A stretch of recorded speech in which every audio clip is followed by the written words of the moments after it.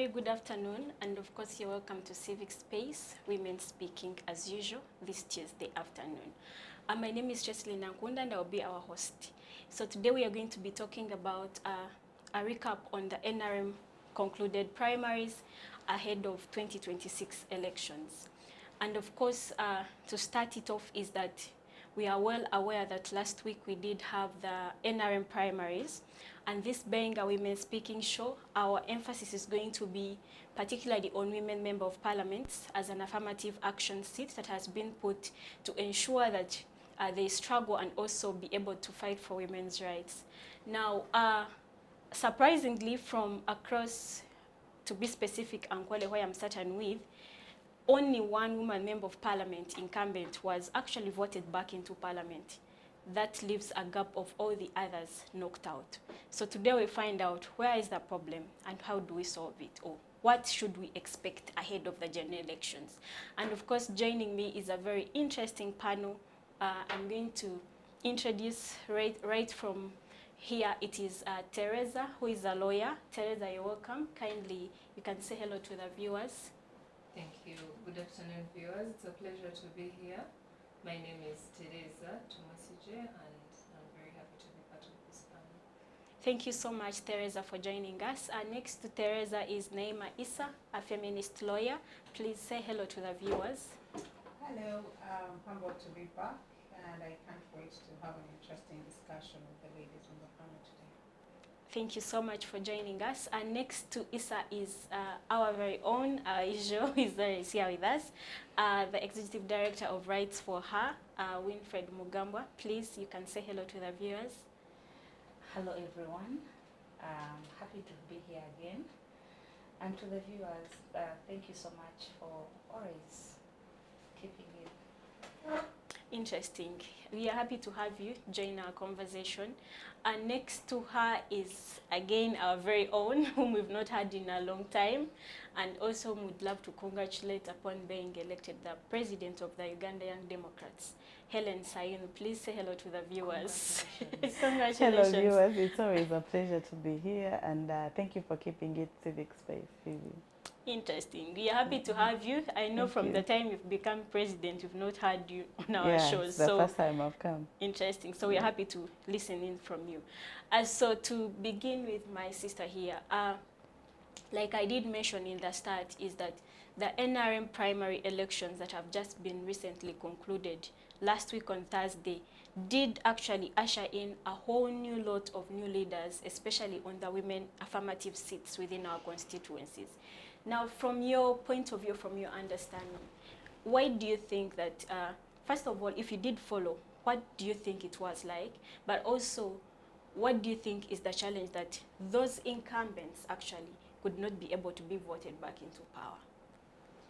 Okay, I cannot speak about specific individuals. Yes. But I can say that the wave that found the MPs at this point in time, you either saw it coming or you did not. There was a lot of youth involvement, and now it goes beyond older people or elections seeming like it's something that used to be for our parents, whereby we are just staying home and not participating.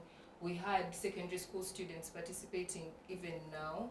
So that was a critical electorate that maybe incumbent MPs did not reach. Some did. I can say it was noted that General Kahindota ferried students to come and vote. I see no problem with that if they are of voting age. You understand what I'm saying? So I feel that there's been a bit of a disconnect between the MPs and the youth. And the MPs that we've been having currently, those ones who were voted out, seemed to focus more on the work, that maybe to focus more in parliament, to forget about Kampala. Some of them from my home district, for example, in Rukunjiri, we had a one-term female MP for that district. And she's not going to be coming back because she was defeated in the primaries. Okay, we don't expect her to come back as an independent anyway, because she was defeated in the primaries.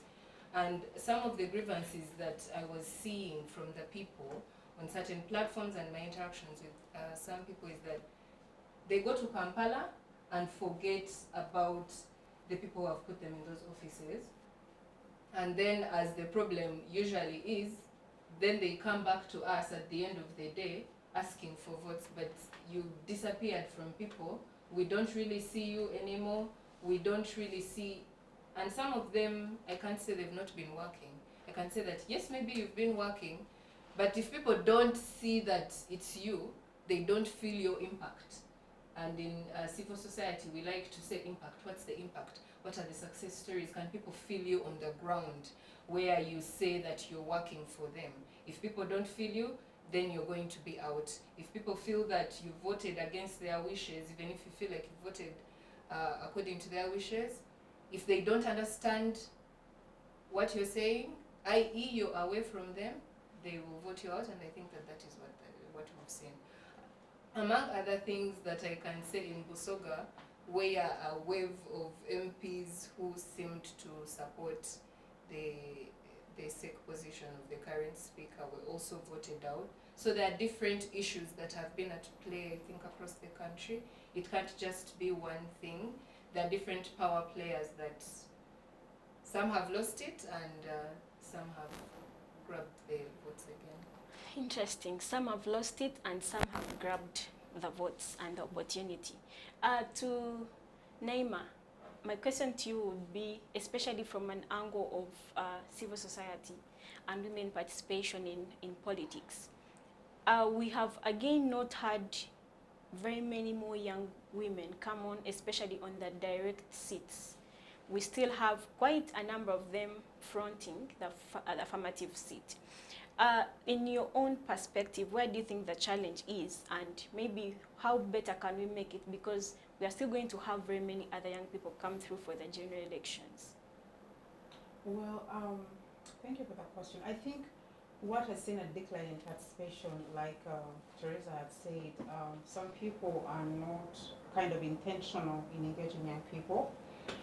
Currently in the country, young people's agenda or focus is in something else. You would see that young people, most of them are unemployed, so people are looking for ways of survival. And they're kind of disconnecting to politics because at the back of the mind they're thinking, no matter what we do, they're going to rig the elections. We have seen people challenging elections, for example, the Kawempe elections, the by-elections that happened, where it was clear that a certain party won and then the other people went to parliament and then there was a ruling against the party. So people are kind of demoralized, especially the young people, because for the Kawempe elections, that's my constituency where I vote. Very many young people were involved in the by-elections and could see there was hope, there was excitement. So to come and have a ruling that then pours all that under the bridge kind of demoralizes you. And this also now speaks to what might happen at the general elections. We are yet to see many young people detached or disconnected from the general elections in general. But seeing that we are seeing young people taking over the NRM primaries, for me it could be a good thing or a bad thing for the party. Why? Because I was watching news in, I think, the Busoga region, and someone blatantly said the reason we elected a new person is because they are going to be a weaker opponent to the other party candidate that are going to come. So that means the other person might win over this person. I think they're saying that because those who have been MPs for quite long have kind of power over.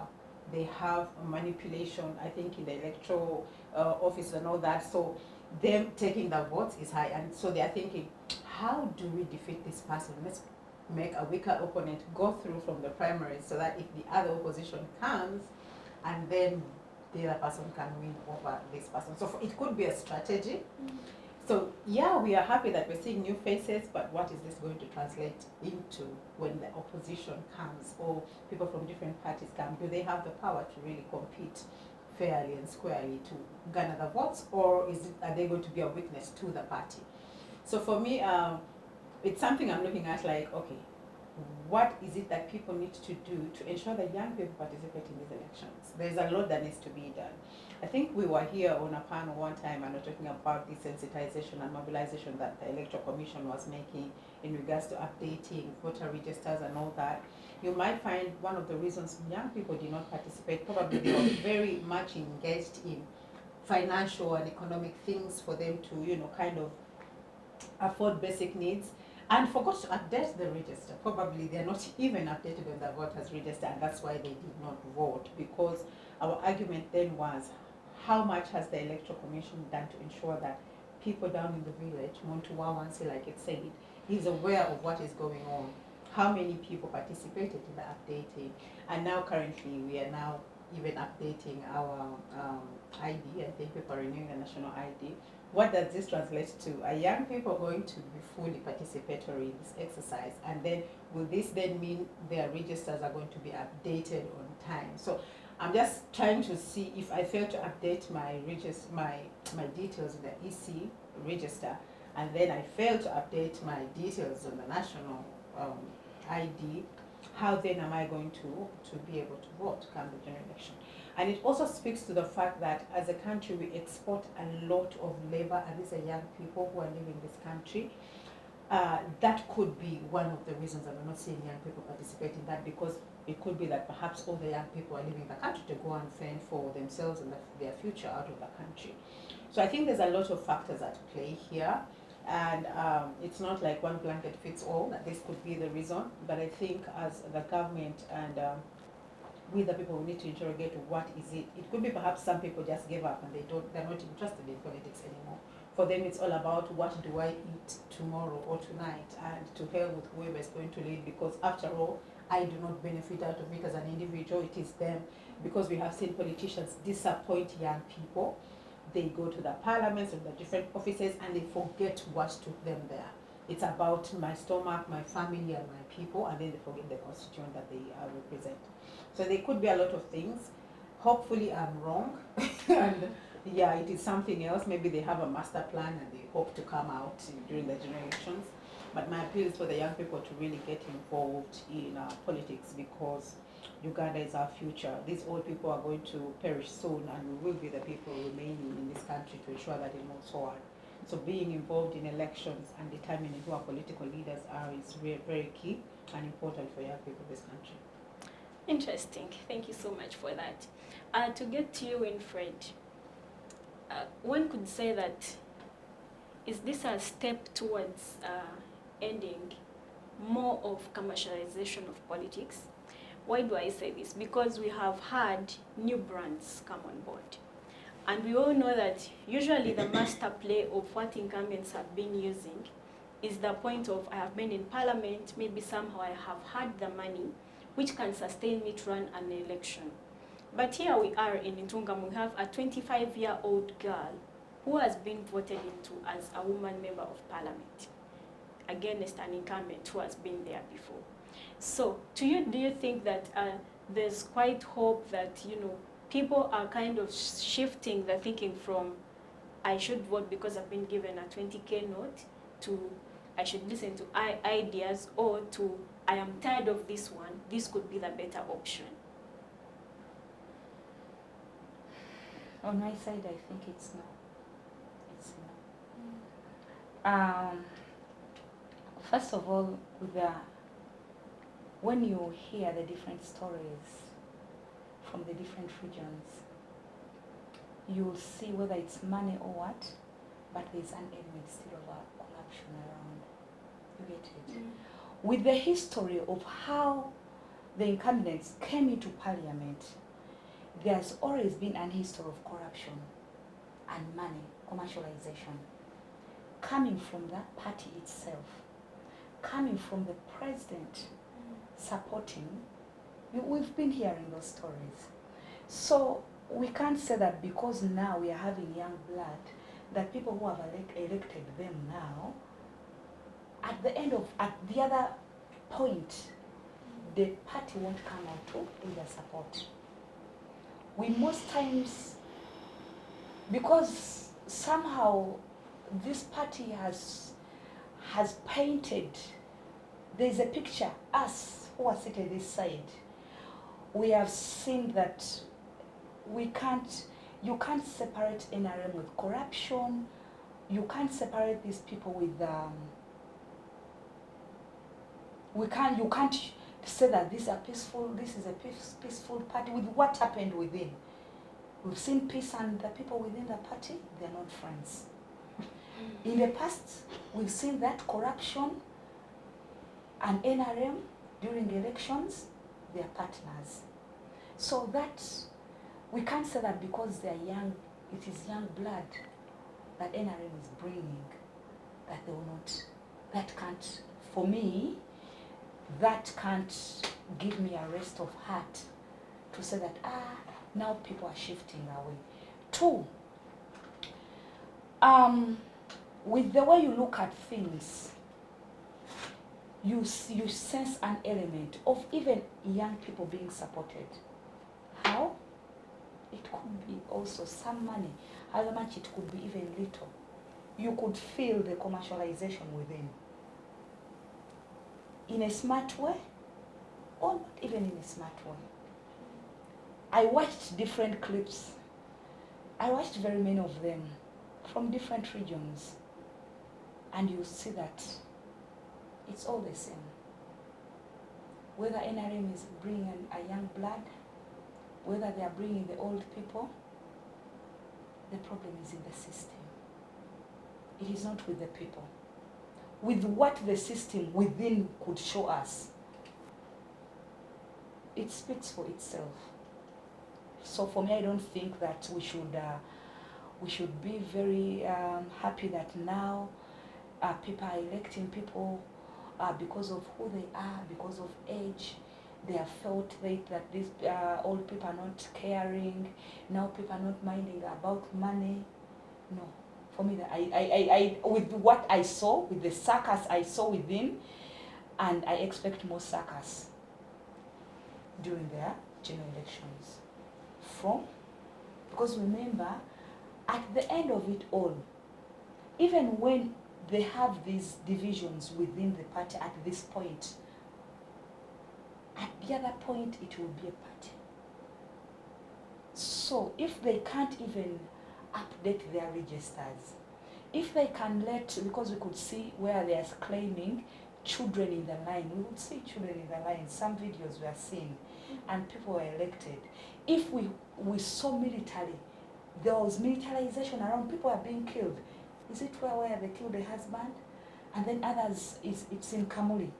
We saw in the West a lot of military people. You get it? So you don't expect a different picture when now they've come out of their own house and now they are going to come out to that general election. It means it's going to be worse. So I expect the commercialization, the militarization. You can't take away what they've labeled themselves to be. The systems are spoiled. In fact, not only spoiled, they are rotten. You would see people come up and say, no, this is what you see now. Sechikubo saying that according to the people who are the different polling stations, these are the numbers. Now the person who announced the numbers are different. So, no, I don't expect something different because more young blood is being elected. Like she said, it could be a strategy. Maybe they are trying to confuse us. And maybe at the end of the day, the more support will be even coming in for these old MP. So I don't expect much change. It is still yellow is yellow. NRM is NRM. You get it? So whoever they are bringing, regardless of age, it is the system, the NRM system. It is the bus we'll have to take. So they will be fighting for the bus, to have more numbers of the bus. Someone from the bus might come as independent. Someone from the bus might come with the label of, yes, this one was the one elected. But still the system within the NRM. That is where the problem is. Yeah, thank you. Interesting. Hellen, giving a projection from the general elections, especially in terms of women participation, you being a member of the Uganda Young Democrats, which equally mothers from the Democratic Party, how ready and prepared do you think women are, especially in the opposition, and do we expect anything different from what we have given as a preamble from the NRM? Thank you so much. Well, I've participated actively even in the NRM Primaries elections, Unlike other people who think that opposition shouldn't have interest, I am one person who thinks opposition actually should have much interest in the NRM primary elections. Because as a leading opposition, as a leading political party in government, if you don't participate, then you're likely to have even silly MPs coming up. I'm sorry to use that. But for me, I think that we needed to have gotten ready as long ago, because the question of readiness cannot come now. Elections is not a one-day event. It's a process. If women were meant to be ready and really participate very well, they needed to have started getting ready as early as the day the other parliament saw in. And for me, I think there is a bit of, if we are talking of in terms of numbers, then we are ready. If we are talking in terms of effectiveness and who we are going to present, readiness is lacking. Because when you look at, for example, the parliament that we had some good number of MPs, even of female MPs, even in terms of positioning and all that, we were good to go. But then the effectiveness of the representation is where the problem is. So yes, we are going to have all the district women MPs, there are 146, I think. Those are the districts that we are having. We're going to have those ones. It's a sure deal they will be there. We also shall have a few 40, 30 who will come up and take over the other constituency seats, which most people, like in our villages, still call male seats. Like in my district, people say there is a female seat and a male seat. The constituency is for male and the other. They do not know that it's an open seat and anybody can compete. So we still have a problem, and we need to come up and sensitize ourselves and look beyond having numbers. Because for me, I have moved away from the fact that we should just have a number of, have a massive number of female MPs representing us in parliament with no output at all. Because if you may ask, what have we women achieved, women of this country, what have we achieved, for example, from the 100+ female MPs that we've been having in parliament? Is there any bill that they've tabled and it is working towards the betterness of a woman or a girl child in this country? Is there a policy that they have really pushed with one head together? No, not really. So there is instead we are just seeing fights of who is who. We are seeing fights of who is big and who can play naughty games better, instead of having our parliament and our female MPs sitting together and saying, what can we push together in terms of what can build us as women of this country and what can build our country all in all together. So for me, I'm not seeing any difference between the parliament that is outgoing and the parliament that is incoming. But I still have hope that there will still some time, now that we are not yet in the general elections, because in an election, even one day is too big. In an election, there's a lot of things that can change. We still have some time into the general elections. We can go, and I want to interest all people to come and join this election, because if we choose to sit back, the people that will go to parliament, the women MPs that will be in parliament, will be a reflection of us. There is nothing like I did not vote or I didn't participate. So the people that will be in the parliament are a reflection of us, the voters. So if you really have to have sober and good leaders in that parliament representing us, let us all start focusing now on who are we sending, as to whether they have the flag or they do not have. Even those that have a flag now, there is high chances that you can remain with your flag, and we send someone else in parliament. And for me, I've even been seeing some women celebrating, and us celebrating, she has gotten a flag. Please, we are not yet there. We are still filtering, and we are going to filter everything. And I am very happy that sober people, especially the young people, are participating in these elections. I can tell you a lot is going to change. This is a wave that many people are not seeing, but this is a wave. By the fact that you can have almost all incumbents not going back. And I am optimistic that we will not have more than 200 incumbent MPs going to parliament. stemming from the primaries that you've just seen. I do not think that is accidental. I think for the first time, God is here. For the first time, God has come. God has come.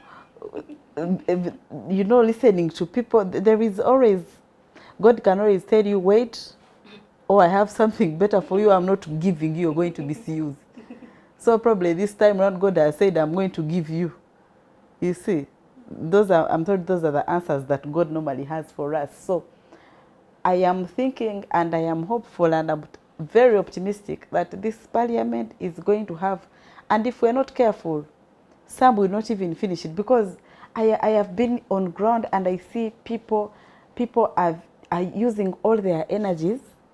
They want to like participate, because in many areas NRM was supposed to use the register, but I can tell you, even in some polling stations, people on ground overthrew the register. They said we are participating, as to whether I registered and as whether I registered I'm in that yellow book or not. And it wasn't even updated. It wasn't even updated, because like where I was, I saw people who died like 10 years ago, they were in the register. Mm-hmm. So people, yes. So the past 10 years, they don't update it? I don't know, but I can, that is something that I can even I have proof of. I was at the polling station of my area. People who died were in the register. Wow. Yes, so you could see like everyone has the zeal and the energy. They want to participate and have a say. And that is all that we've been asking Ugandans. Why would you sit back? You have to participate and make sure the leader that is going, as to the dynamics of how you're participating, whether you've been bought to come, please participate. Because at the end of it all, that is a reflection of who you are as the resident of that area. So for me, I am hopeful, and with a lot of eagerness. I'm very eager to see how the 2026 election is going to be, because I think this time around it is different from all that we've been having. More killings, It is not really about the killings, but trust me, we shall participate. That's what I have seen, that whether the army is there, you saw in Remiaga, the army was there, but people went and participated. As to who you have announced, that is also another different story. But people have come, they have showed up and told you this is what we want. You will take your MP in parliament at the ground, they will continue doing different things. So for me, I think we are good to go. The question should be about whether we are sending people that are going to represent us effectively, and that are going to take our voices right up there. Thank you, Helen, for that. Theresa, getting back to the question of women and participation, but also the role that voter turnout plays and the men in this election period. Now, we will know that most of the women on the affirmative action seat usually find they have a less voter turn-up compared to the men on the direct seat, if you're to consider in a constituency consortium or kind of format. Where do you think the problem is? Why are some men reluctant, especially on actively choosing the leaders, but also what do you think could be stopping some of those women who decide to chill and be like, no, I think, let me just let that race pass? The women who don't want to participate or who don't want to vote? The women and the less voter turnout. Looking in terms of the village, I'm a village woman, but I think that there it's not that this is a woman MP, so she's going to work for women, which means that the woman is the one the women are the ones who should come out more and vote more. I think that across the board, if a person doesn't go out to vote, they will not participate. Generally, not just because it's a women's seat, maybe just because they are not interested. But I would say that it is in equal amounts. Those who participate in the direct seat, they are also very eager to line up, whether it's behind for woman MP or not. Although some areas are plagued by low voter turnout, I was looking at the sheets and I could be wrong. Maybe it's just that some areas just have a lower population than others. Some areas you're seeing 100,000 people and for you in your entire constituency, all the people who voted are not even 100,000. But of course, low voter turnout is still there. I will also say a bigger thing, like Naima was saying, is that maybe some are just not there. They would rather be doing something else. Someone was joking and saying that 17th should have been a public holiday, so that maybe people can be motivated to come and vote, the same way that I know that during general elections, I will ask for leave and my boss will give it to me because these are designated days to go and vote. So some people, whether whether they could participate or not was also dependent on where they were. For example, me, I did not travel to go back home and I vote from home. Where I come from, I don't vote in Kampala. So if I'm unable to leave work to go and vote, then I'm just not going to be there, which means that I will not participate in the women's seat and also for the men's seat. So I'll just generally not be there and tell myself that, okay, I will exercise my civic duty on that very day when I can have time to travel and go, maybe close my business and go.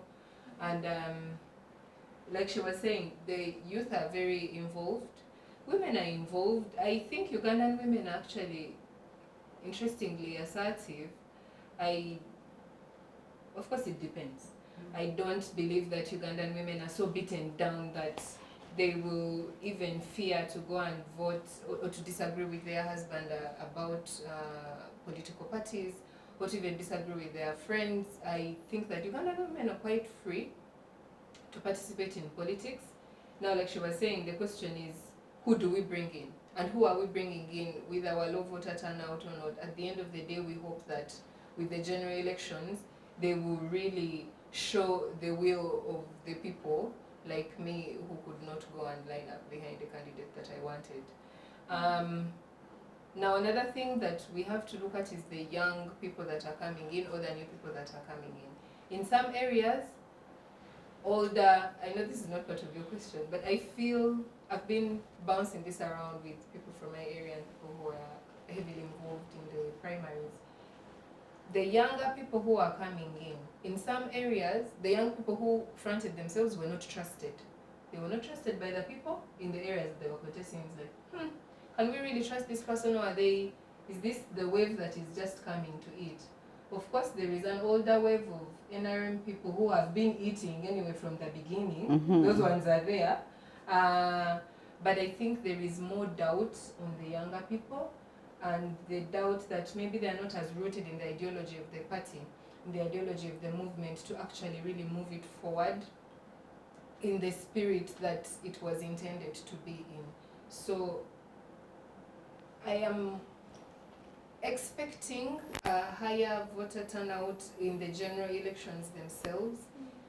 I am cautiously optimistic about peace. I think our elections are relatively peaceful. Of course, politics can get heated because money is there, everyone is bribing everybody, whether you are belonging to which political party, everyone, you have to put money in the election. I think that's no longer a question that we ask ourselves, whether Ugandans are paid to vote or not. It's now a fact of life.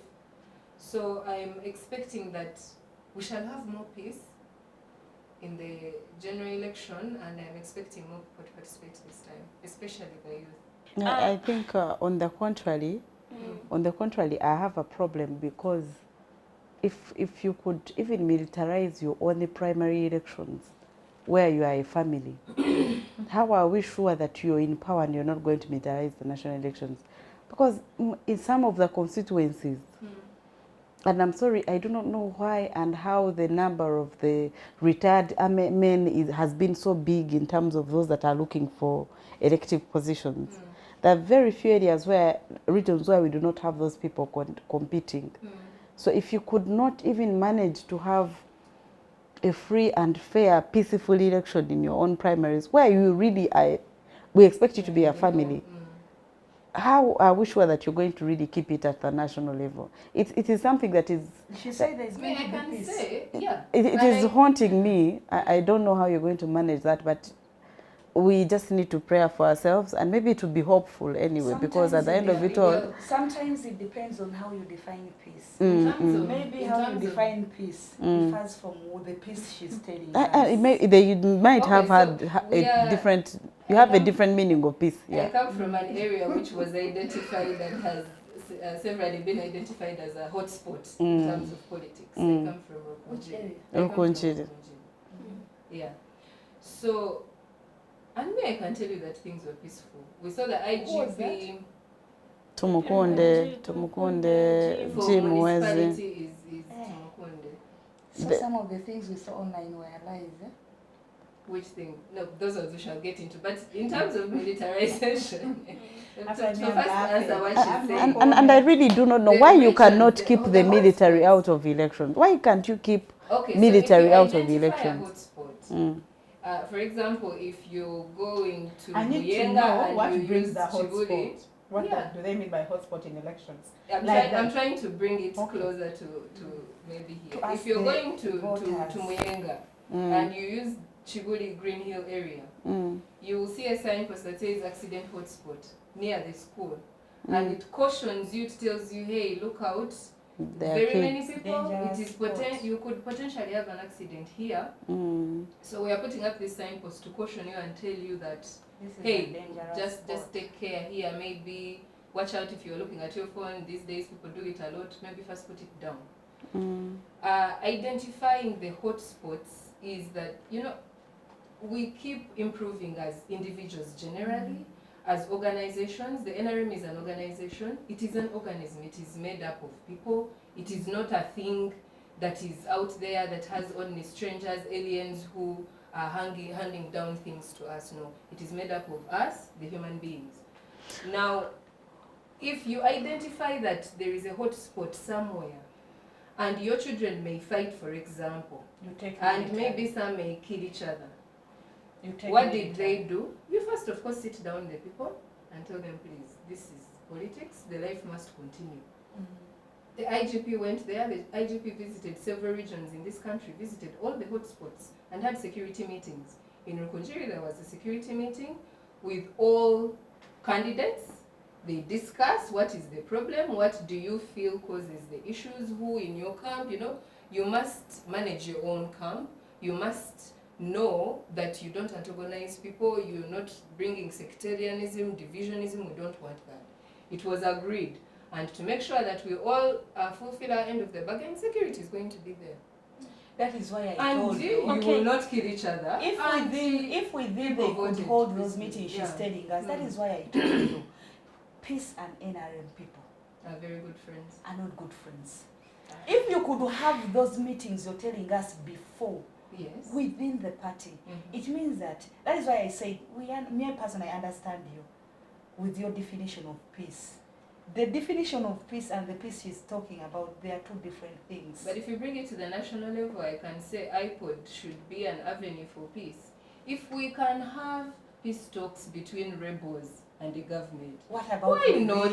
Why not, let alone even within? Because we had the security meetings, and I can say that they were largely successful in areas like Isinjiro, where it was so bad. I think you saw the videos, the lady who was holding her hair and saying, is this really what we fought for? They are breaking our hair in broad daylight. This is not what we fought for. And she was calling upon the president himself. And you know, if they bring in the security to say, okay, if this one feels like they are such a hard guy and they're going to beat up other people, now let someone else who is harder than you, let them just stand there with a gun.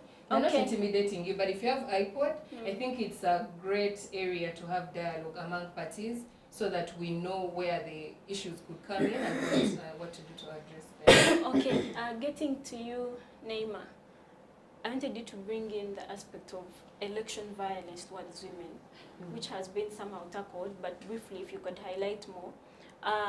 For these primaries, partly because you have to line up in someone's back, perhaps you're lining up because your husband has told you to line up in this one's back and not taking your right decision that you actually want to.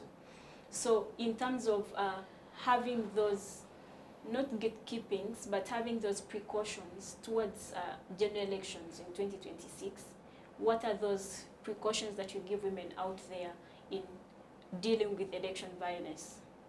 Well, that's an interesting question, but I'm going to respond it in two ways. Borrowing from what happened previous elections that happened during COVID, we saw a lot of, they say that you have the freedom and the democracy to choose your candidate as a citizen of this country, but we're not going to forget the fact that Uganda is a patriarchal country. Uganda is a country where women are made to worship men, especially those who are married. I'm not going to speak as me, a woman in the urban setting who knows her rights. I'm going to speak in regards to women in the villages who are being brought in quotes as cultured women. Like you do not respond when your husband says that is it. So we saw during the elections that happened during COVID time, women being disadvantaged in exercising their rights to support the candidates of their choices. Remember, the elections and the campaigns were done scientifically and virtually. So we experienced women who were not even allowed to view their candidates campaigning on TV because the man controls the remote. The man says, we are going to watch NRM or we are going to watch NUP for you not to watch your candidate. So you're forced to watch the candidate of the man of the house. And I think this has also reflected in the lining up, because imagine your husband is standing for a position and you do not believe in his ideologies, yeah? And for you, you're for the other candidate. And this man tells you, either choose me and your marriage, or you go to the other person and your marriage. But then you're swore to be good in good terms or bad terms, you'll be together. So now tell me the values of marriage vis-a-vis the freedom to choose a candidate as prescribed in our constitution, that you have the democracy, the freedom to choose. So you are, as a woman, you are made to choose even against what your choice would have been, because you are a wife. Imagine children still being under the care of their parents, and your father says, we are voting, let's say, Hellen. Anyone who does not vote Hellen, don't come back in this house. And with the economy now, you cannot even sustain yourself when you say, I'm going to leave the house. So you are forced, as a girl who is in that house, to line up behind someone who might not be your choice. So we are seeing this trend happening, and it's not going to end now because people dictate. Yes, in the urban setting, we're saying that women's rights and all that, but what percentage of women know their rights and understand their rights and fully take on their rights as women to be able to choose and select the candidate they want? So in the coming elections, my biggest worry is how many women are going to be independent enough or have the freedom to select the candidates of their choice. What do we have to do as civil society and citizens of this country to ensure that women know that they have a right to choose who they want and not choose what their husband wants or the head of the family wants? It's a lot to do, because as feminists, if we start speaking about this, we're going to be told we are spoiling the women. We are very bad-mannered and we want to make women bad-mannered. But in reality, it is one of the struggles women are facing. And yes, we know that I may say I'm going to vote, let's say, the umbrella, and then when I go to the basin, I'm going to take whoever I want. Because, yeah, you might tell me, Naima, we are voting so and some will be like, okay, I go there and I vote whoever I want. But how many women have that will to decide to? Because, you know, we are very much guilt strict with God watches you. If you disobey me, you see. So we are too religious as Ugandans to the fact that we even believe that God is watching us as we are ticking. Yes, He is watching us, but God knows I have a choice and I can make my choice. So we should stop guilt tricking women and to force them to choose what is against their choices. And this also goes to say that we have many times wanted to choose women because the husband was a politician, you know, and then he passed. So let us keep this power into the family like it's supposed to be inherited. So we have that thing, oh no, muchala gundi, bawe yali. You think that leadership is sexually transmitted. Just because I'm the wife of a politician, I should also stand up and be a politician. And I'm seeing this coming in. And just to say what you had asked her in regards to low voter turnout, you know, once we start doing those things of like women MP, I am a person who's so against affirmative action. But because I believe as women, since we should equally fight as men in positions. And like she said, there are those positions for the Direct seats. the direct seats, where very many people think those are reserved for men. So as women, we should fight for the women's seats. And you forget that that is, there's no in the constitution it says that for the direct seats, the constituency, it's reserved for men, and so the affirmative action for, no. And women fear these seats because, like you've said, it's not even in the village, even here in the sitting idea. We believe that position is for what? For men. So how are we going to come out as women and say, because I think my constituent will be like, now we don't know that one. I am so vocal here, but in the village I'm not. I would firmly and boldly stand with whoever is standing as an MP and be like, you know what, Zavike, let's go and talk about what it is we're going to do for, because many times we think that direct seat is where we should really focus on, and this other, that is for women. And it also explains to the voter turnout, even the campaigns for the women MPs, like you will not see the mass as much as you see for the direct seats. And for me, I think that affirmative action is spoiling us, and that is why we're even taking women who are not effective enough, who are not ready to represent the women in parliament. They are there because of, I would say it's like pity votes or something like that. DEI hires. Yeah, DEI hires that, America keeps talking about. And these are people who are not really competent. Like you say in the parliament, we have women there. But my dear, there are some bills that were passed and I'm like, do we have women in this parliament? And the women who are even there are siding with the men against women. So it is really sad to see that women are disappointing us. Me, I've been disappointed by women leaders, to the extent that if I found some of them, I would have a fist, like a real fight with them, because why should people put their trust on you as women and then you go and totally disappoint women?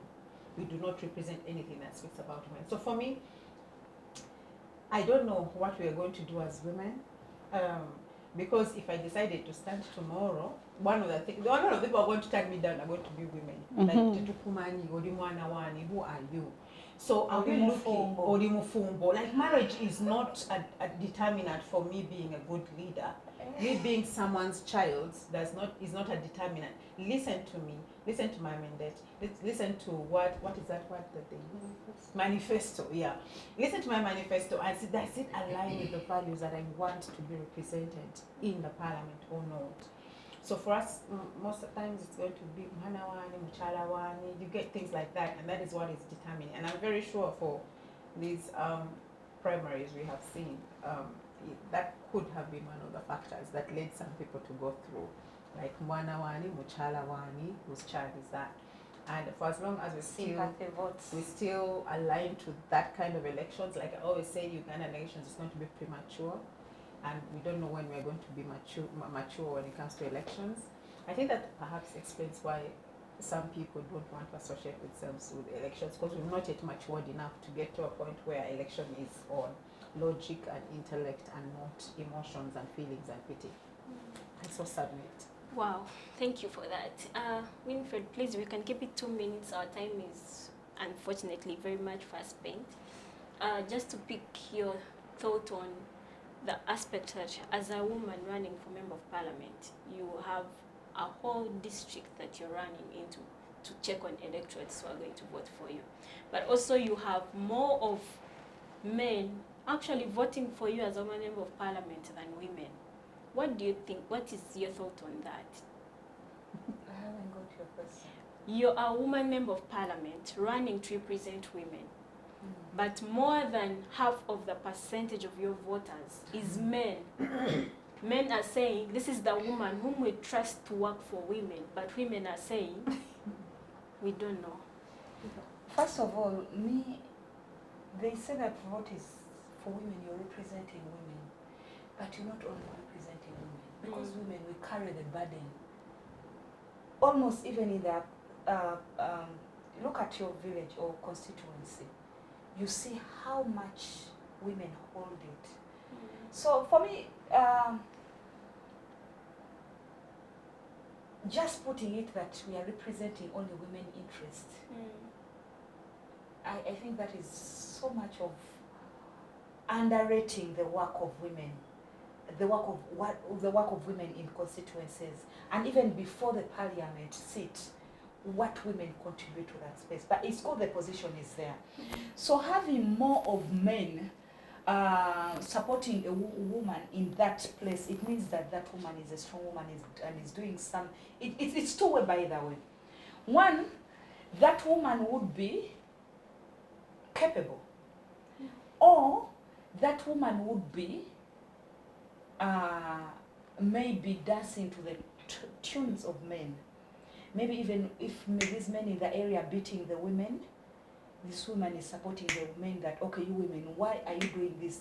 It's okay for men to beat you. Because you can't tell me in an area, women are not supporting you. Your fellow women are not supporting you. And again, it's men. That is why I've said it is a double-edged sword. Mm-hmm. And like she has said, why she couldn't be surprised to be voted more by men than women. You get it? Sometimes some women might not be supporting a woman because of different things. Maybe they're not supporting me because I'm not married. Mm-hmm. Yes. They're not supporting me because they don't know where I'm coming from. Because most of the women, we are still structurally constructed within us. Our minds are still structurally constructed. You know, we believe in this is what a responsible woman has to be married. A responsible woman must be going to this church. We know where she prays from. A responsible woman, there is that structure we have constructed to show this is a responsible woman. And to some extent, somehow more of men have gotten out of that box. A male person can look at a woman who is not married and they see the capacity in them. So it is a double thing. It can't mean that because the men are supporting that woman more, she's really the woman we want. She could be an ally of men. She believes in their ideology. She believes in their bad manners. She believes in, So again, another thing it could be, maybe they see potential in her. So it is a double thing. Yeah. Helen, to you, and again, please, if you can keep it 2 minutes. What do you think should be done, especially in making the environment safe and free for women participation ahead of 2026? For me, what works for women works for all of us. Yes. Women are mothers of our nation. Women will take care of their husbands, and that is men. Women will take care of their children, and we are their daughters and the sons. So for me, as long as the country is safe, women will be safe. What we have to focus on is making sure that our country is safe. Let the military get out of our elections. Let women be respected as women and be looked at as people that can also deliver.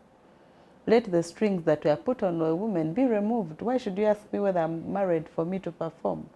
Why should you start asking me about my grandparent who I even never heard of for me to come and perform in an area?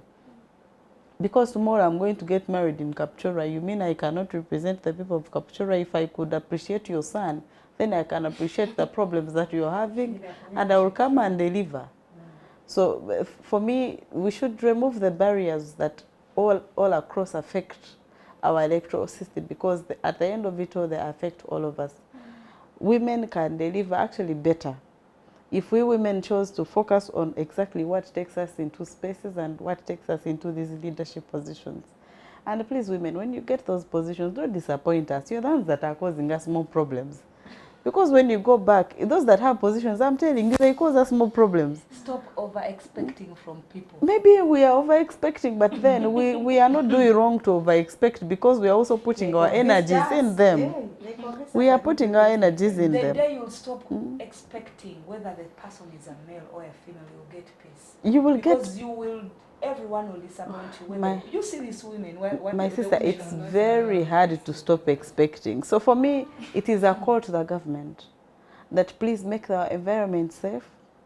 Let every entity do its work. The Human Rights Commission come and educate people on what they're supposed to do.